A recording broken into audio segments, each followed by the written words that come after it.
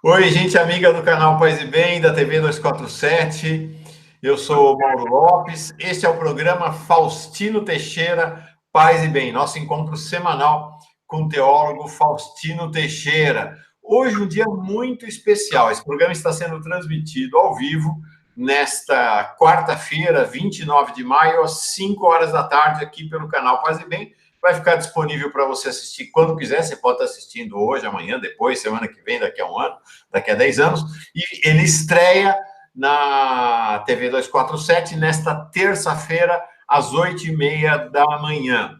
O programa de hoje já vinha ajustado na nossa agenda, na nossa programação, para ser em torno do livro do grande vaticanista italiano Marco Ponitti sobre o papado de Francisco, né? A solidão do Papa Francisco. Esse é o título do livro. Não existe em português ainda, apenas em italiano. A referência em italiano está aqui embaixo, tá? E aí, essas convergências cósmicas da vida, né? A gente vai fazer essa conversa hoje no dia em que o Papa, em que se é revelada, né? A carta não foi mandada hoje, mas é que é revelada a belíssima, emocionante, emotiva, íntima e fortíssima carta do Lula ao Papa, datada de 3 de maio último. Então, muito forte. Imagino que o Faustino vai fazer alguma relação aí do papado do Francisco com essa carta de hoje, que é muito forte. Então, para nós é muito significativo esse encontro estar acontecendo hoje.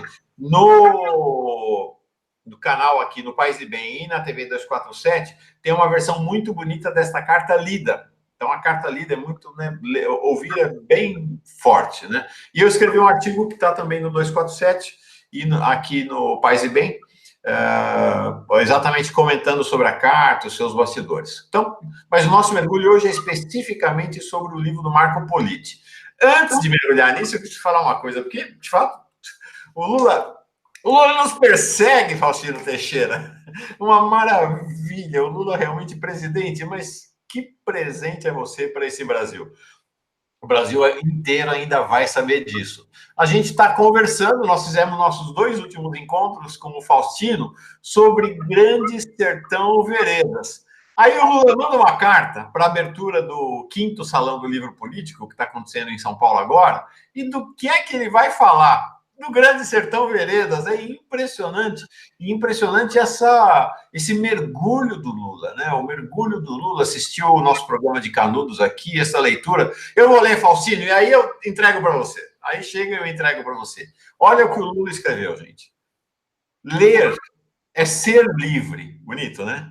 Estou há mais de um ano preso pelo crime de sonhar e trabalhar pela construção de um país onde um pai de família não fosse mais obrigado a escolher entre comprar um pão ou um caderno para seus filhos. Onde uma mãe de família não tivesse que partir um lápis ao meio para que seus filhos pudessem estudar. Por esse crime estou preso e, no entanto, estou mais livre do que nunca, graças aos livros e à leitura. E aí vem. Nesses 13 meses de quase solidão, não fossem as visitas de parentes e amigos e o carinho da incansável vigília na porta do cárcere em Curitiba, tenho tido muitos livros.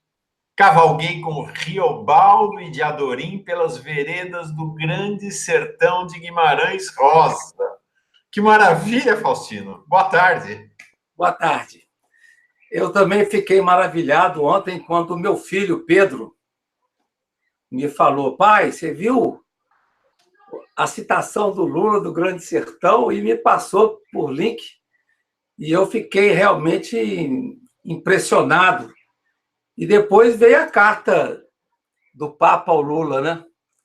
Que é uma carta grande para os moldes das cartas do Papa e que deve ter perturbado muita gente, porque ela veio num momento muito importante. E eu só citaria 2 passagens da carta que eu acho muito bonitas. Uma delas é que o Papa diz que no final o bem vencerá. O bem vencerá o mal. Quer dizer, isso também é muito Grande Sertão Veredas, né? E essa beleza de reflexão do Papa, e depois o Papa dizendo que ele sente uma proximidade espiritual com Lula. Muito bacana isso. Então, ele sente uma proximidade espiritual com quem está preso. Poderia dizer também proximidade espiritual com Mujica, quando esteve preso, ou com todos os outros presos, que é justamente o traço forte do Evangelho de Mateus, quando fala do juízo final, né?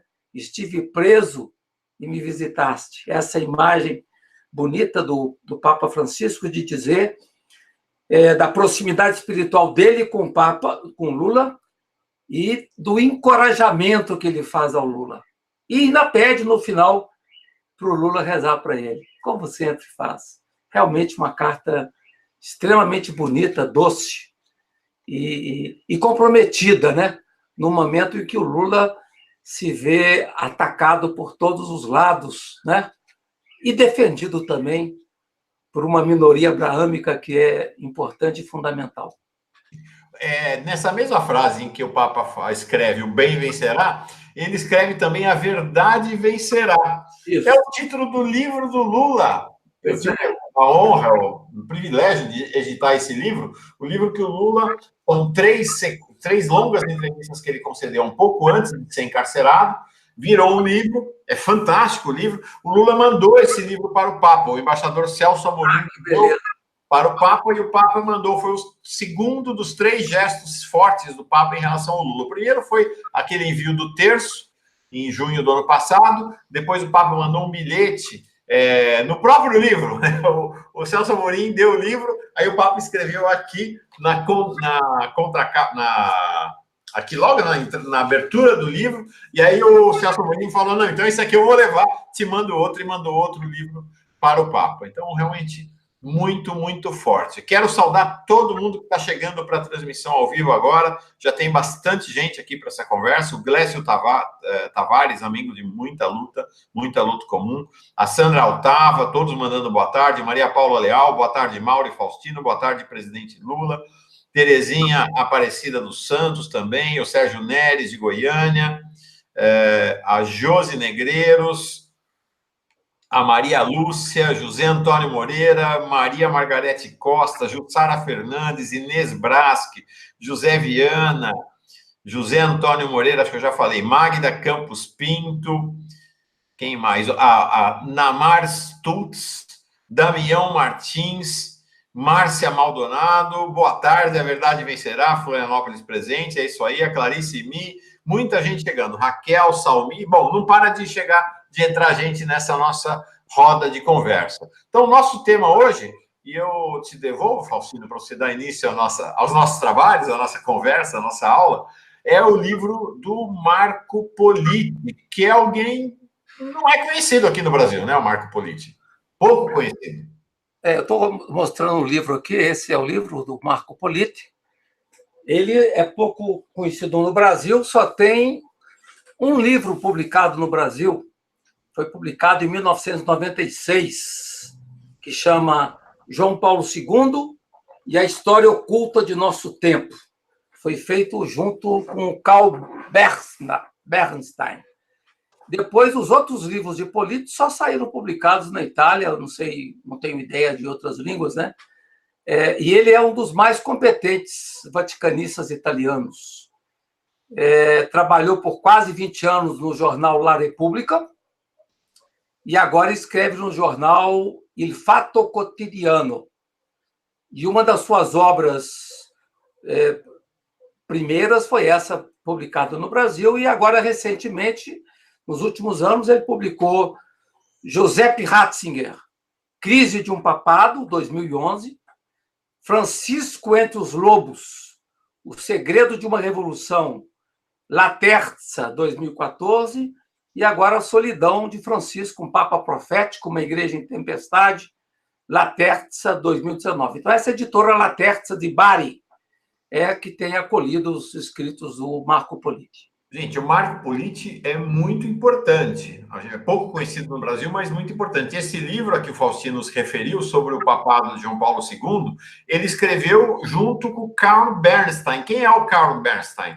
É aquele que revelou o escândalo de Watergate, o livro Todos os Homens do Presidente, virou um filme depois. todos os homens do presidente. Então, ele escreveu, foi um dos autores da série de reportagens, depois do livro que revelou o escândalo de Watergate, e esse livro do Marco Politi e do Bernstein sobre o papado de João Paulo II é o livro que mais desce as entranhas e revela os bastidores do que foi, de fato, o período de Karol Wojtyła à frente da igreja. Te devolvo, você. Desculpa. Eu vou tentar fazer um panorama de 12 capítulos. Vamos ver se eu consigo, porque o tempo sempre é curto. Eu tentei fazer uma síntese dos 12 capítulos. É como se fosse uma resenha do livro. O primeiro fala sobre o Deus de Francisco. E é muito bonito a abertura do livro, que é o Francisco conversando com as crianças. Então, eu até trouxe como ilustração esse livro lindo que saiu em português, né? Que é Querido Papa Francisco. O Papa responde às cartas de crianças do mundo todo. Então, o livro começa com as crianças. E algumas crianças tratando do dilema. Que dilema? O que vai acontecer com aqueles que não acreditam em Deus depois da morte? Assim começa o livro. Quer dizer, qual que é o Deus que Francisco acredita? Então, diante da indagação das crianças, Francisco é muito claro. Todos são filhos de Deus. Todos são filhos de Deus. Mesmo aqueles que não são batizados. E reitera, todos são filhos de Deus. É bonito que nessa edição aqui, não está no livro do Papa Francisco esse, mas está na edição brasileira desse livro para as crianças, um menininho de 13 anos, da China, chamado Ivan, pergunta ao Papa Francisco: Santidade, meu avô, que não é católico, tampouco está disposto a fazer o mal. Ele vai para o céu quando morrer? Aí o Papa responde: Querido Ivan, Jesus nos ama muitíssimo e quer que todos vamos para o céu. A vontade de Deus é de que todos nos salvemos. Jesus nos acompanha até o último momento de nossa vida para que possamos estar sempre com Ele. Uma vez, uma senhora foi até um sacerdote santo que se chamava João Maria Vianney, pároco de Ars, na França. Ela se pôs a chorar, porque seu marido havia se suicidado, jogando-se de uma ponte. Estava desesperada, porque pensava que seu marido certamente estava no inferno. Porém, o padre João Maria, que era um santo, disse-lhe: saiba que entre a ponte e o rio há a misericórdia de Deus. Quer dizer, esse é o Papa Francisco, né? Esse é o Papa da Misericórdia, e para mostrar justamente que o Deus de Francisco é um Deus que transcende todas as igrejas, todas as religiões, todas as barreiras doutrinais. Politi lembra uma passagem de Madre Teresa, que depois ele retoma num livro de entrevista com Scalfari. Deus não é católico. E Francisco vai na mesma linha de Madre Teresa. Deus trabalha de forma misteriosa em seu plano de salvação, mesmo para aqueles que não abraçam a fé cristã. Ele nunca nos abandona. E dizia a Eugênio Scalfari, e eu disse isso naquele nosso outro programa sobre o Papa Francisco, e vou repetir aqui, que eu acho uma das passagens mais bonitas. O mundo é percorrido por estradas que nos avizinham e nos distanciam. O importante é que nos levem ao bem. Essa é a imagem fantástica de Papa Francisco. Em 2016, numa homilia que ele fez no consistório, ele disse: o amor divino é visceral, materno, paterno, incondicionado, não espera amar o mundo apenas quando formos bons. quando formos mesmo injustos ou perfeitos. O que Jesus nos indica não é ocupar, conquistar o mundo, mas fazer discípulos. Condividir com os outros o dom recebido, e isso ele falou no encontro com os catecumenatos em maio de 2018. Portanto, Francisco não tem paixões pelas arquiteturas teológicas, ele sempre teve dificuldade com as arquiteturas teológicas. E repete com frequência aquele mote atribuído ao patriarca Atenágoras de Constantinopla. Os teólogos, nós mandamos todos eles para discutir numa ilha, e nós vamos fazer o ecumenismo.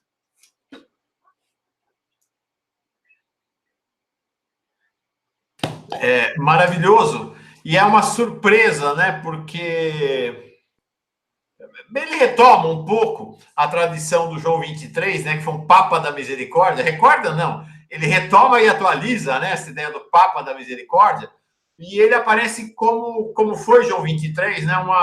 É um antipapa, né? Porque o Papa, em geral, a figura do Papa, o Papa é o burocrata do Vaticano, da Igreja, o cara é o homem de Estado, né? Do Estado do Vaticano.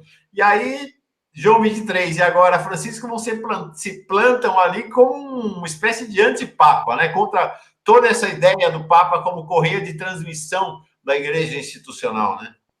E é interessante que quando ele fala sobre o Deus que é bondoso, que é misericordioso, ele está de forma muito inteligente se contrapondo ao Ratzinger, da Dominus Jesus.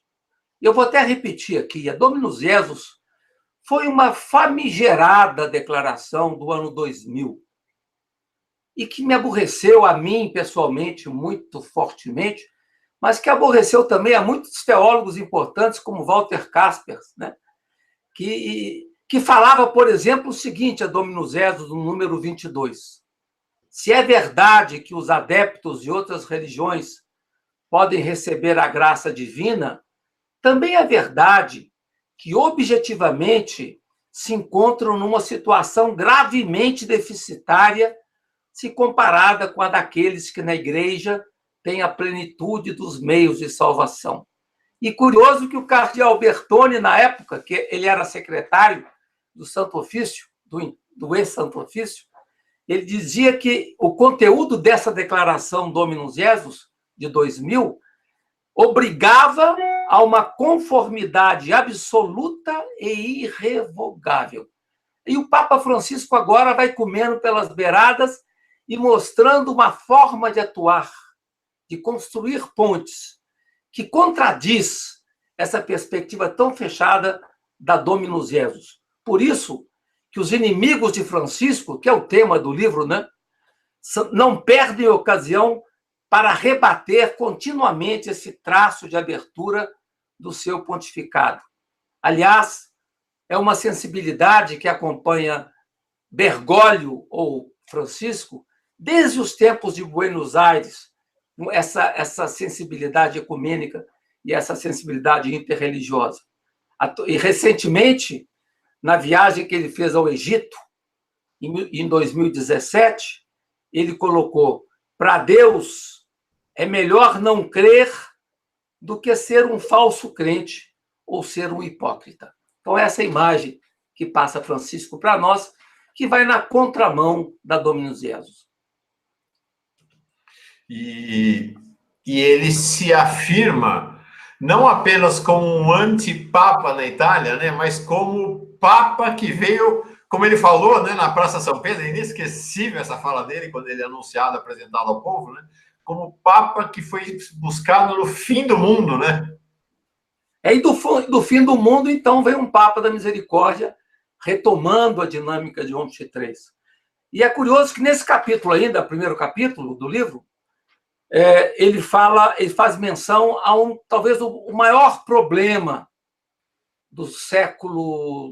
desse século que nós estamos vivendo e das próximas décadas, que é o problema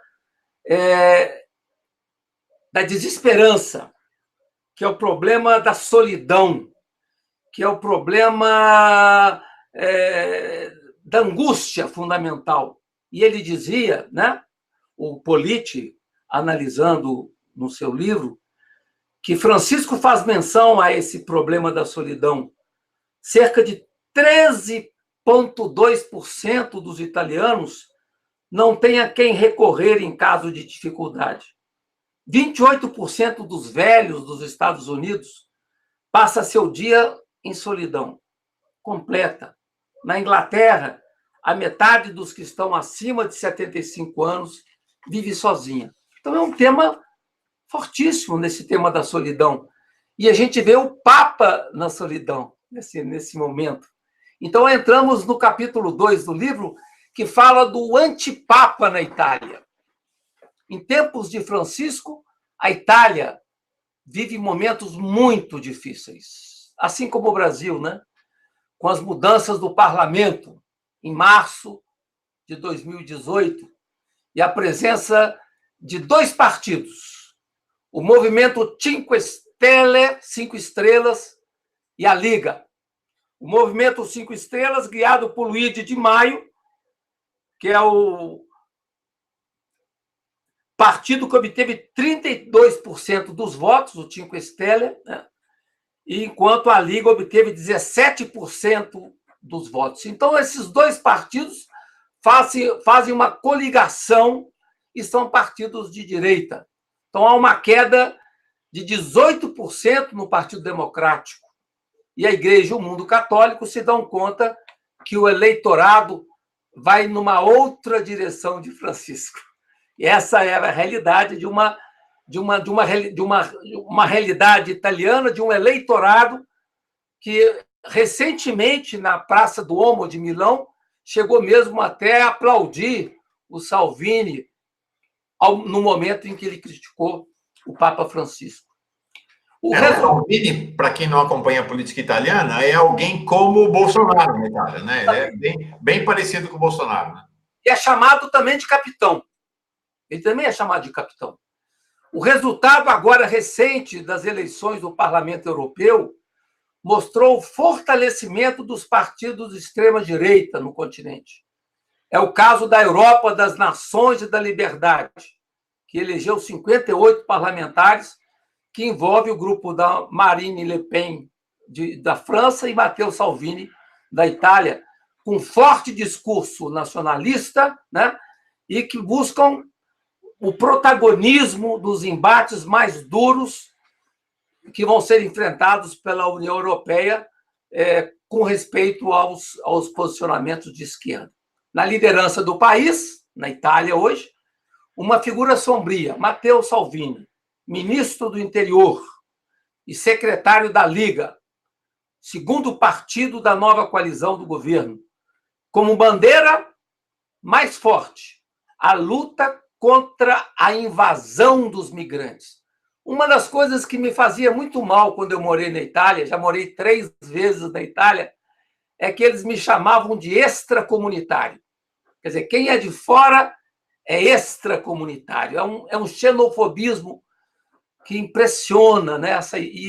E com Salvini, o xenofobismo aumenta muito, muito. Essa luta dele contra a invasão dos migrantes, contra os ciganos, contra os estrangeiros e a política de expulsão em massa dos migrantes. Ao final de 2018, Salvini se torna líder de 58% dos italianos.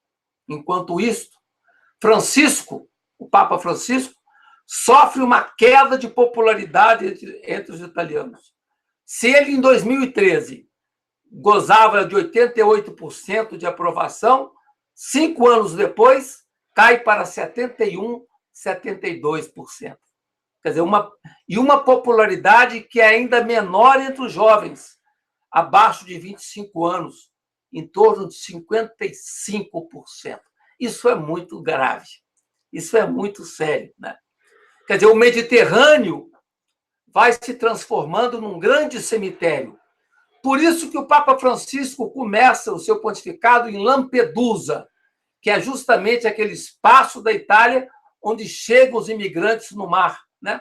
E que muitos deles, vendo sua vida ser ceifada, nas águas do Mediterrâneo. Por isso, o Mediterrâneo se torna um grande cemitério. Então, para Francisco, essa questão migratória traduz a maior tragédia depois da Segunda Guerra Mundial.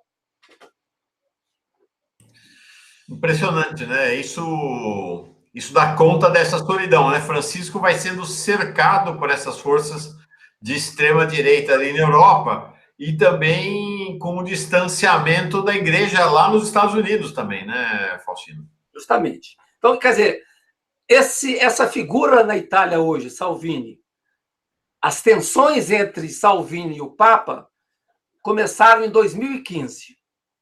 Ano após ano, esse líder político altamente inteligente, ele é diferente do Bolsonaro nesse sentido, porque ele é muito estratégico, é muito inteligente, ele tem uma calculada estratégia de oposição à mensagem social do Papa Francisco. É uma Itália que Francisco não reconhece mais. Um país onde suas palavras divulgadas na televisão, nos jornais, não conseguem inverter a tendência que vai se hegemonizando entre o eleitorado. Francisco assiste, desconcertado, a essa retórica anti-imigração cada vez mais agressiva entre os italianos e entre os europeus. Como diz Salvini, citando Salvini, para os imigrados clandestinos é terminada a canja, a mamata. Podem preparar as malas para ir embora. Então, vemos hoje crescer não só uma aliança de Salvini com setores da extrema-direita, mas também com setores da extrema-direita da Igreja Católica, como é o caso de Raymond Burke, que é o cardeal conservador americano, e o Steve Bannon, o estrategista de Trump. Essa tríplice aliança que vai sendo constituída hoje na Itália e que é extremamente ameaçadora para Francisco. As oposições firmam-se assim dentro da Igreja, com o crescimento do catolicismo integralista, expresso pela posição do cardeal Raymond Burke, talvez o carro-chefe da oposição a Francisco, sobretudo depois da publicação do documento pós-sinodal Amoris Laetitia, Alegria do Amor, de março de 2016, sobre o amor na família. E por quê a reação? Porque esse documento possibilita conferir aos divorciados, recasados, a possibilidade de acesso à comunhão no número 351 desse documento pós-sinodal. E esse foi o elemento que provocou a ira dos setores conservadores da Igreja Católica. Ou seja, esse documento pós-sinodal de 2016 foi o ponto de arranque da oposição e da tendência a querer corrigir fraternalmente Francisco, para utilizar a expressão do Burke. Então, em julho... Não conhece o fraternalmente que o Faustino usou aí, fraternalmente, eles usam a expressão correção fraternal, que é uma expressão clássica da igreja, mas que de fraternal não tem nada, eles querem meter a faca no peito do Francisco. Justamente. Então, em julho de 2016, aparece uma carta de protesto endereçada ao cardeal Sodano, que era decano do Colégio dos Cardeais, assinada por 45 sacerdotes e teólogos, escondidos no anonimato. 2 meses depois, 2016 ainda, entram em campo 4 cardeais: Caffarra, Meissner, Brandmüller e Burke, dirigindo-se diretamente ao Papa com uma carta de desagrado. Salvini, olha como é que ele é inteligente, Salvini se aproveita da situação e divulga em outubro de 2016, na sua página do Facebook, um vídeo do cardeal Burke que denunciava a ameaça islâmica na Itália.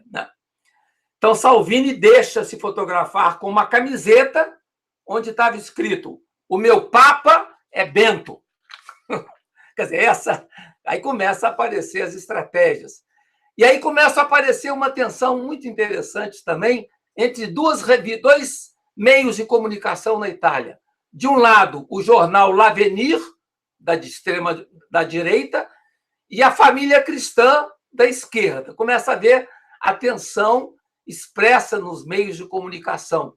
Ainda na Itália, a fundação do Instituto da Dignidade Humana na antiga abadia cartucha de Trisulti, plasmado por Steve Bannon, um instituto voltado para a defesa dos fundamentos judeu-cristãos da civilização ocidental, ou seja, um instituto politicamente hegemonizado por cristãos anglo-saxões favoráveis a Trump. Então, Bannon vai se posicionar com aqueles que consideram radical o posicionamento de Francisco a respeito dos migrantes e que, ao mesmo tempo, vão questionar o Papa pela sua lerdeza no afrontamento dos escândalos da pedofilia. Então, começa a haver uma pressão forte sobre o Papa. Bannon busca trazer para o campo da Igreja Católica o espírito da campanha eleitoral americana, com técnicas investigativas voltadas a colocar a nu os pontos frágeis do adversário. Seu grupo por um governo melhor na Igreja, que chama o grupo do Bannon, né? Vai tentar, então, quebrar essa imagem. Aí nós entramos no capítulo 3, que fala da América distante. O capítulo trata do distanciamento crescente entre o projeto de Francisco e o projeto americano sob tutela de Trump, com seu populismo xenófobo. E Trump vence com a aprovação de 52% dos católicos. Isso é muito importante. 52% dos católicos votaram em Trump, né? Se havia um entendimento de Francisco na era Obama, por exemplo, na questão do acordo climático, firmado em dezembro de 2015, as coisas mudam com Trump. Trump retira a adesão ao Tratado de Paris sobre o clima em junho de 2017.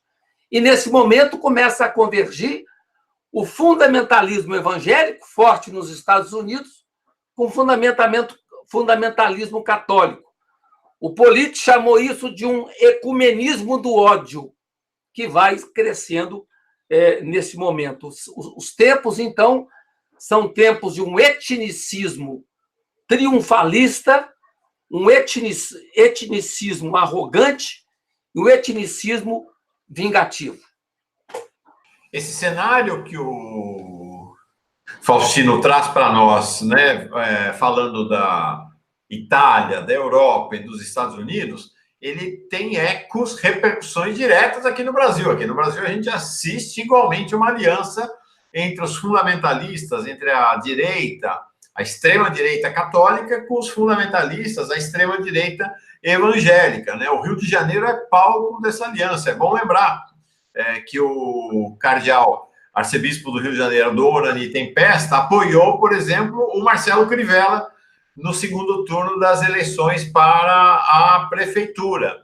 E eles são profundamente vinculados ao Bolsonaro e ao bolsonarismo. Então, sentam-se ao redor da mesa fundamentalistas católicos e fundamentalistas evangélicos lá nos Estados Unidos e aqui no Brasil, igualzinho. Bom, aí entramos no quarto capítulo, que tem o título A Europa se fende. O conservadorismo vai tomando conta de toda a Europa. Isso ganha reforço com a crise econômica que castiga a Europa desde 2008, favorecendo mais a extrema-direita.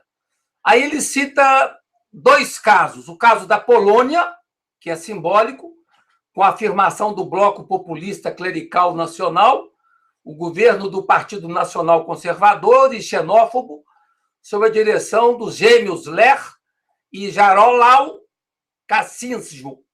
O arcebispo de Cracóvia, arcebispo Marek Jedrzejewski, coloca-se em defesa identitária para que a Europa permaneça Europa. Então, quer dizer, a Polônia, o episcopado polonês apoia a política do governo nacionalista. Também na Hungria, temos o governo fechado do Viktor Orbán, cujo credo político é: o futuro da União Europeia depende da capacidade de defender os confins externos da ameaça dos imigrantes. E os partidos de extrema-direita crescem por todo lado. Na Grécia, por exemplo, na Suíça, na Áustria, a extrema-direita ultrapassa 20%. Francisco reage. Citação de Francisco. Sabemos como começam os populistas, semeando ódio, um caminho de destruição, um suicídio. É a preparação da Terceira Guerra Mundial. Falando aos jovens de Roma em outubro de 2018. Quer dizer, Francisco vai reagindo a essa situação. A mudança conservadora... Um símbolo forte desse processo a que o Faustino se refere, né, do imbricamento crescente de parte da hierarquia católica com a extrema-direita europeia, é um evento que acontece exatamente na Polônia, que ele mencionou, em 2017, que é uma jornada de oração de terço. Eles vão para as fronteiras do Brasil rezando o terço para dizer, migrante aqui não entra, migrante fica longe daqui. Então, é esse o espírito da Terceira Guerra a que o Papa Francisco se refere.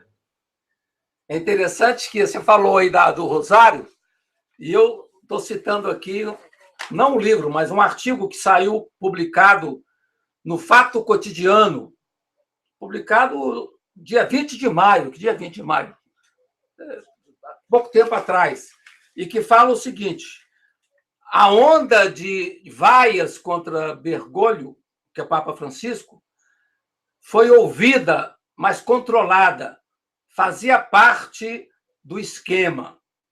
É exatamente isso que o populismo polonês realizou na Polônia, onde, em 2017, 1 milhão de manifestantes com o rosário se colocou nos confins nacionais para combater o islamismo e o ateísmo. É isso que você citou e que aconteceu também recentemente na Itália.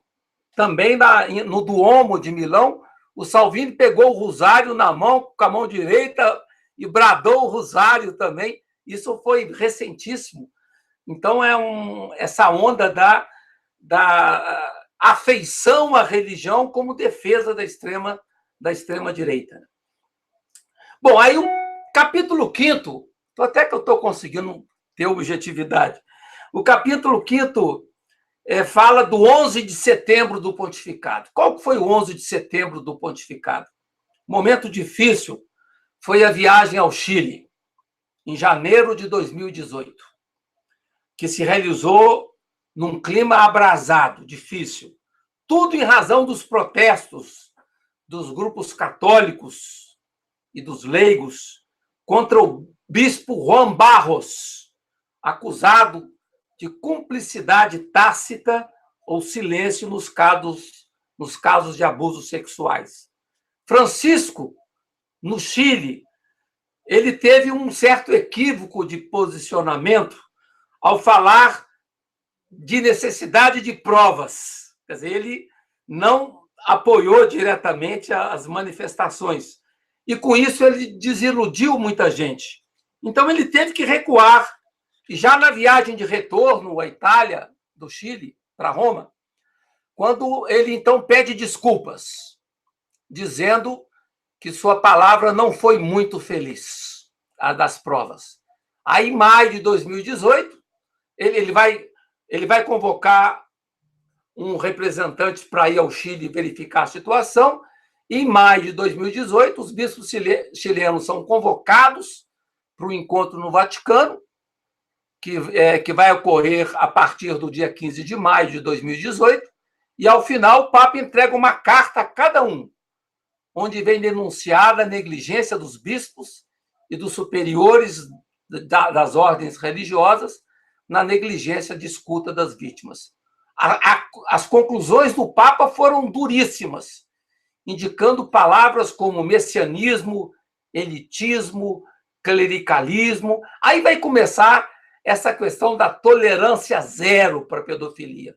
No dia 18, os bispos chilenos pedem demissão em bloco. E 11 de junho, Francisco aceita a renúncia. Então, quer dizer, o 11 de setembro foi, então, esse episódio no Chile. No mesmo mês de julho de 2018, o Papa também pune o cardeal Theodore McCarrick, que tinha sido arcebispo de Nova York, e ele tecnicamente aceita a renúncia. Os abusos realizados contra menores por esse cardeal emergem somente no final de 2017. E, a partir de então, começam a pipocar para todo lado novas denúncias de acobertamento ou despiste de situações de abuso. Estados Unidos, em agosto de 2018, uma relação publicada na Pensilvânia de 500 páginas de documentação falando dos abusos. Depois, a Alemanha, uma pesquisa nacional sobre os abusos do clero no pós-guerra, envolvendo mais de 1.600 sacerdotes, diáconos e membros de ordens religiosas, com abuso de mais de 3.600 menores, ou seja, algo que envolveu 4,4% do clero alemão em atividade. É muita coisa, né?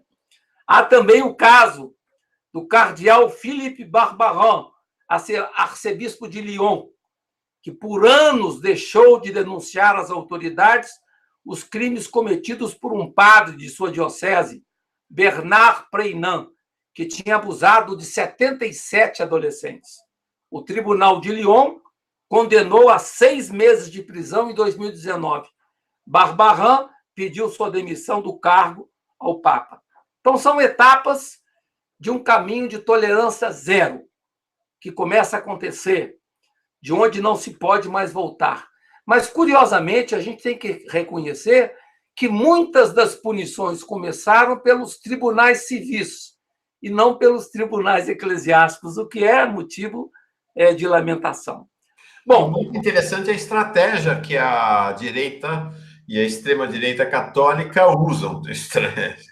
Interessante não, né? Dramática e reveladora de quem eles são, porque os conservadores católicos sentaram durante décadas, séculos, sobre esses escândalos de abuso sexual de crianças e jovens na igreja. Sempre, sentaram sempre. A hierarquia católica sempre vetou qualquer investigação e criou esse espírito corporativo de autodefesa. Agora pega o Francisco, que é o Francisco que está investigando, e eles voltam contra o Francisco com essa acusação, como se ele estivesse obstaculizando. Uma manobra sórdida, né, da direita e da extrema-direita católica, e da hierarquia católica. Foi muito uma estratégia pensada por Bannon e Salvini, né? São duas pessoas estrategicamente pensadas para isso. Aí, no capítulo 6, o título é Francisco, demita-o.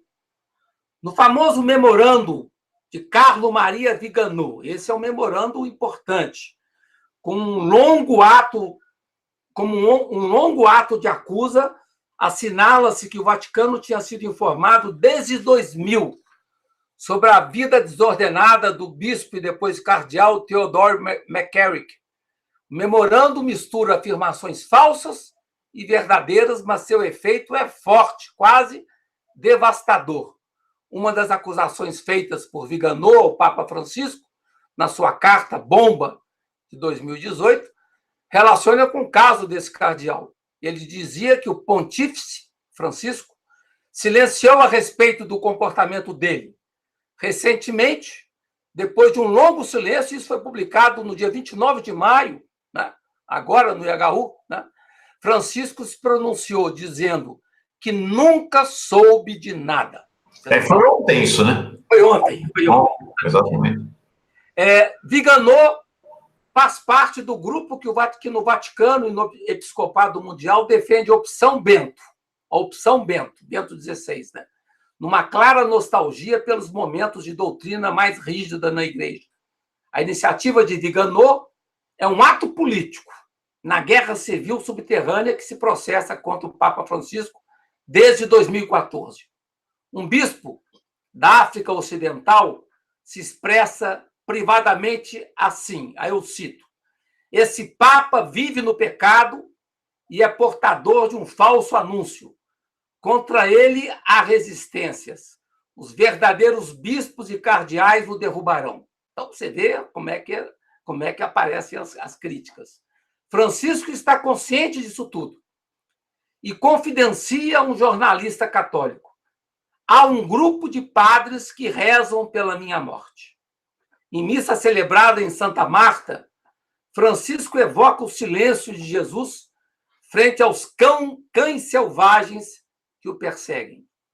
O sínodo sobre a família, em 2014 e 2015, os acontecimentos no Chile, o memorândum de Viganò, são os pontos de fragilidade do pontificado. Uma pesquisa realizada por um centro especializado dos Estados Unidos indica que o consenso em torno de Francisco sofre uma queda de 31% entre os fiéis católicos, em razão da dificuldade de gestão do Papa nas questões do abuso sexual. Um expoente da Cúria vai dizer: o Papa passa, a Cúria permanece.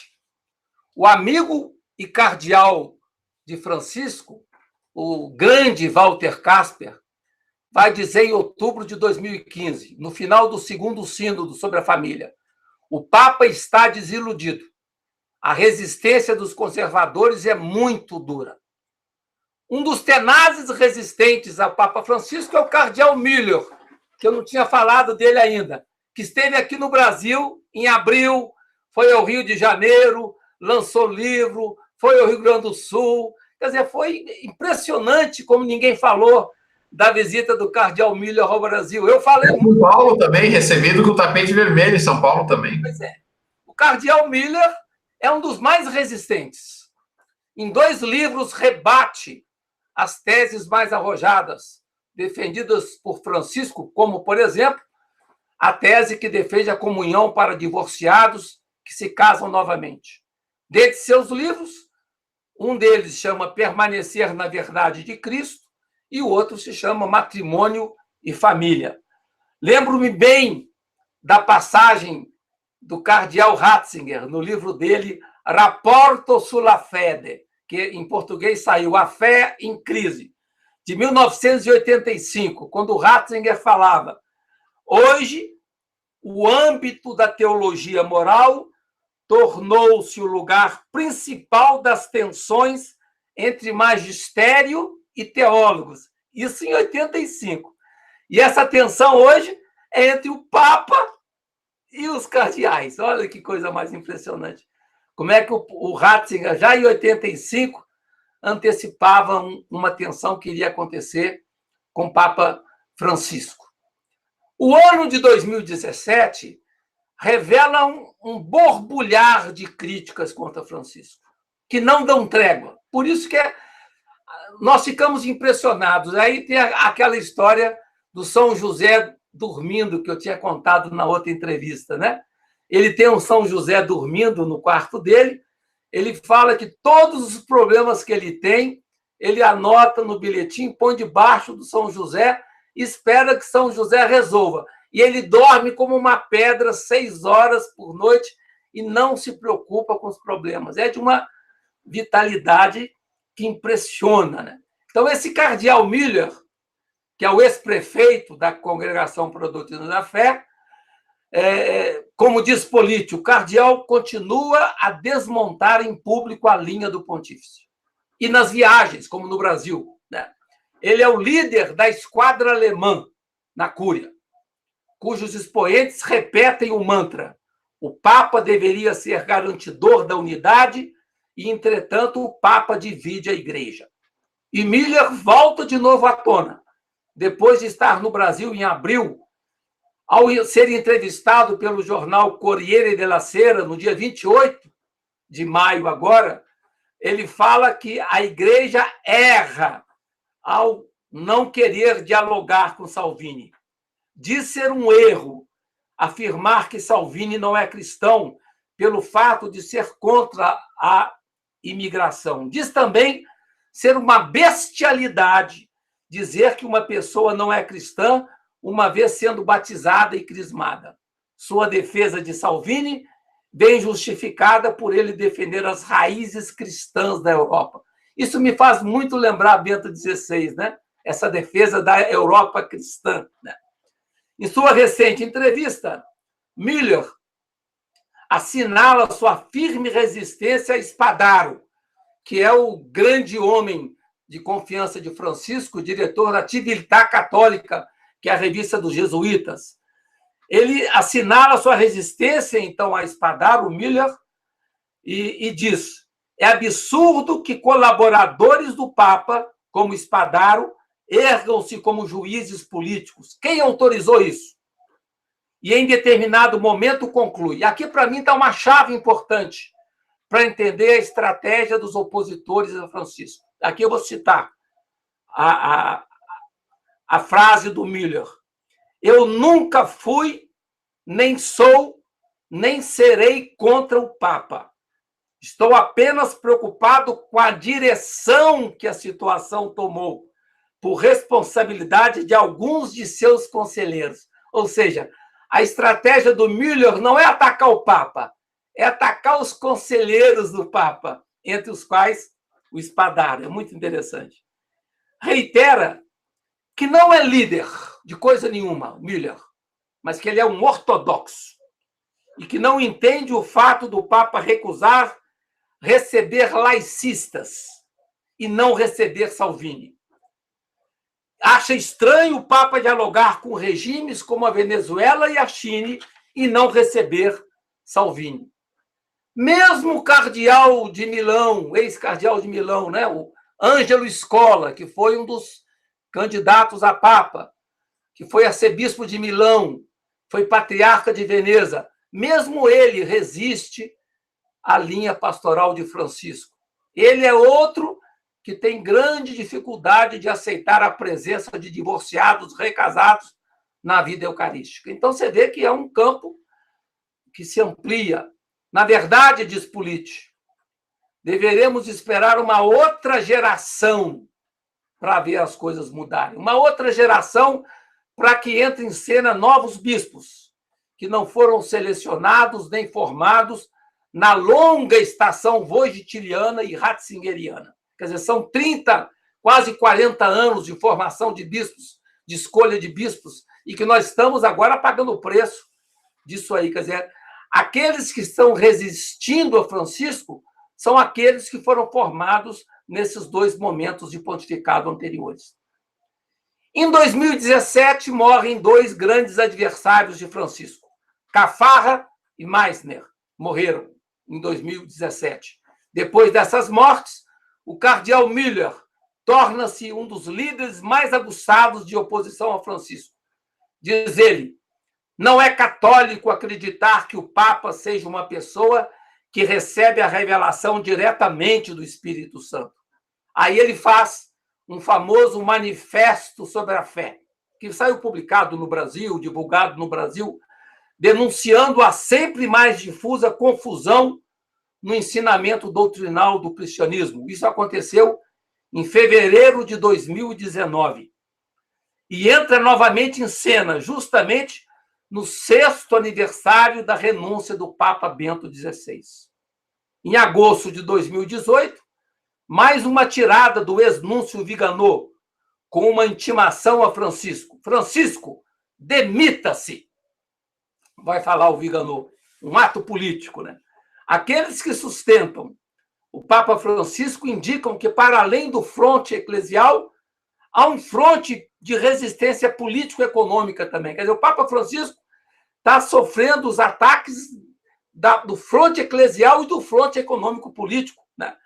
O que causa irritação nesses frontes é a insistência de Francisco. É a insistência de Francisco sobre o problema dos migrantes e as posições que ele defende na Laudato Si, como, por exemplo, a luta em favor da redução do aquecimento climático.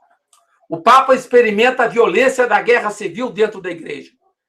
Dirigindo-se para 250 cardeais ao final do sínodo, em outubro de 2018, o Papa fala: é um momento difícil, porque o acusador vem nos atacar e também a mãe igreja. Mas a mãe igreja, a ela, não se toca.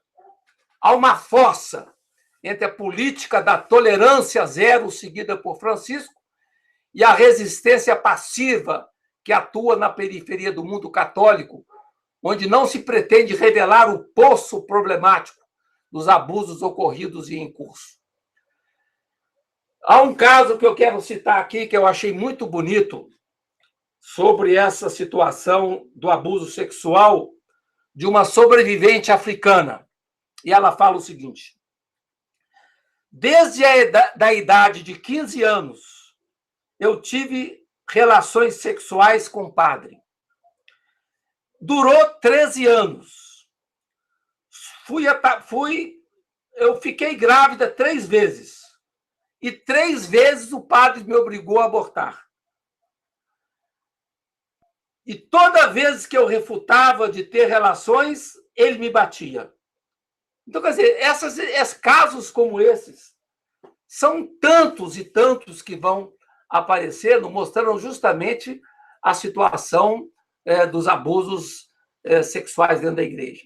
No capítulo 7º, ele vai falar, agora os capítulos são mais curtos, ele vai falar na gaiola da Cúria. O Vaticano, para Bergoglio, foi sempre uma gaiola. E a Cúria ainda mais. Quando ele era cardeal, evitava ao máximo viajar para Roma. Reformar a igreja, diz Francisco, em mensagem à Cúria, no Natal de 2017, é como limpar a esfinge do Egito com uma escova de dente. Daí a liberdade de Francisco, como no exemplo da exortação Amoris Laetitia, em fornecer um respiro para as igrejas locais, evitando que elas fiquem numa posição de dependência abafadora. A Cúria, diz Politi, é um animal irritado nesse segundo tempo do pontificado de Francisco. Quase ninguém quer falar abertamente, como se houvesse uma ruptura no vértice da igreja. Em cena, Francisco e os lobos, Francisco e os adversários, e o resto do povo, mergulhado no inquieto silêncio, onde só se fala meia boca. No 8º capítulo, ele fala do mundo paralelo. Não sei se você quer reagir, Mauro. Muito impressionante essa sua descrição, porque a ela corresponde o que a gente assiste na igreja do Brasil também, né? A igreja aqui no Brasil é o mesmo, é um cenário muito similar. Essa história que o Papa se refere, a gente testemunha aqui na igreja no país também, né? Apesar dos conservadores, da direita católica proclamar fidelidade ao Papa, internamente, nos bastidores, eles de fato eles fazem círculo de oração pela morte do Papa, né? Não querem saber, né? Eles têm isso, né? É como o Bolsonaro, é a retórica da extrema-direita na época da pós-verdade. Eles esmagam a democracia dizendo defender a liberdade. No caso do Papa, é a mesma coisa. Eles afrontam Francisco dizendo que defendem o papado, né? É uma coisa inacreditável, chega a ser inacreditável. Bom, no capítulo 8º, tem o título O Mundo Paralelo. Francisco vive no mundo paralelo, desde que ele escolheu morar na residência Santa Marta. Ele recusou os lugares oficiais para habitar e vai para Santa Marta, que é a casa acolhedora de sacerdotes. Em seu 7º ano de pontificado, o mundo curial aparece desorientado por um Papa que escapa de todos os esquemas centralizadores. Sem dúvida, a Cúria é um órgão complexo, que abriga uma diversidade de posições. Há aqueles que são fechados no campo da ética sexual e que são abertos no campo social. Os que aceitam a ideia de padres casados, mas recusam veementemente o sacerdócio feminino e assim por diante. Com sua ousadia e ausência de medo, né? Como ele diz, eu durmo 6 horas por noite, pesadamente, e os problemas deixa para São José resolver.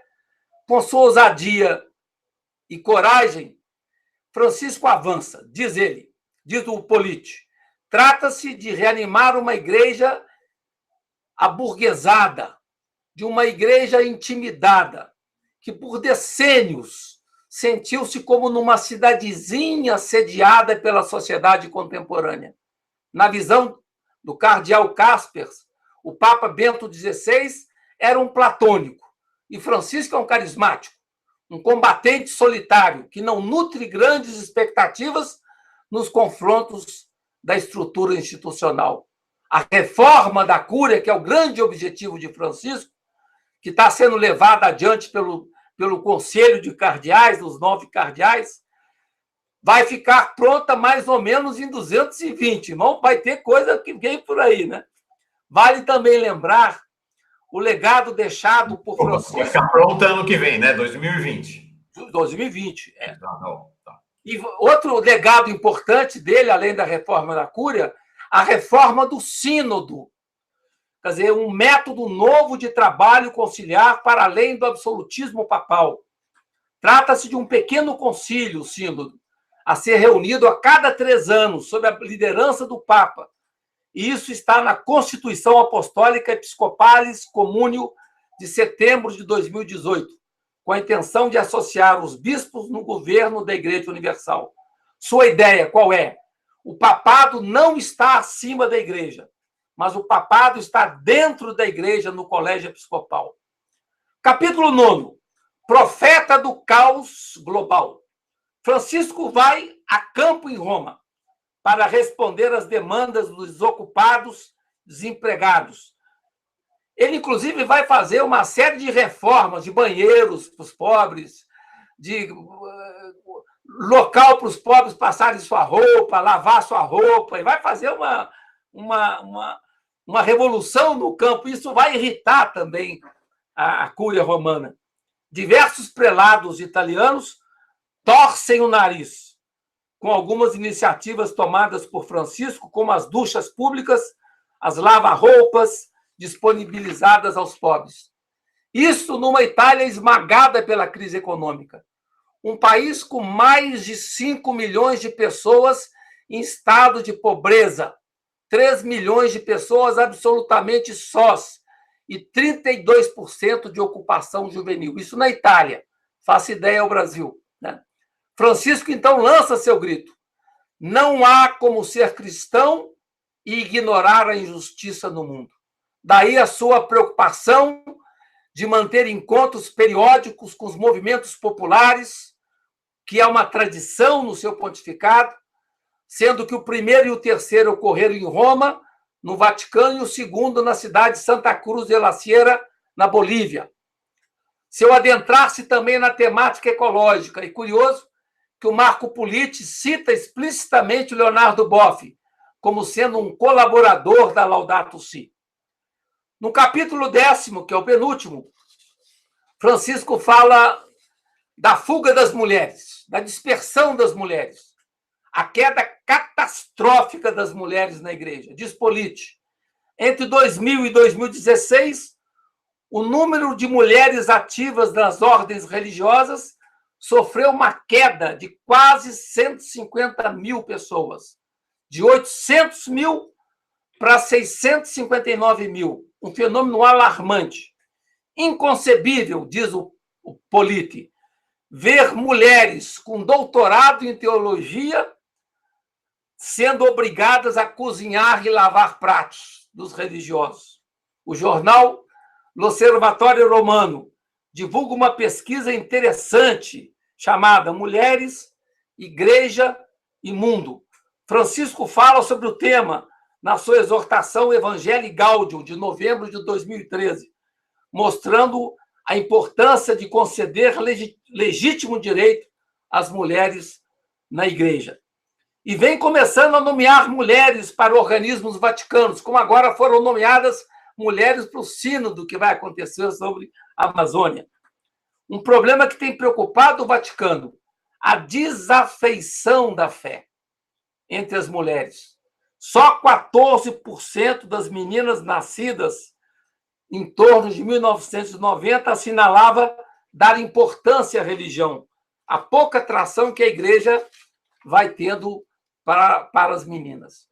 No capítulo penúltimo, agora sim, penúltimo, uma igreja em sufoco, a queda das vocações sacerdotais. No Anuário Pontifício de 2019, a queda de 414.900 sacerdotes para 414.582. Diminui o número de sacerdotes. Uma queda nas vocações. O problema da evasão juvenil. O fenômeno do crer sem pertencer, que atua no mundo dos jovens e que preocupa muito o Francisco. Por fim, o último capítulo, que chama Vou Adiante. O que vemos hoje é o crescimento de um ódio e de um desprezo viscerais, moleculares. Francisco enfrenta os lobos da hierarquia eclesiástica, mas a nova onda secular de afirmação histérica da identidade está em curso.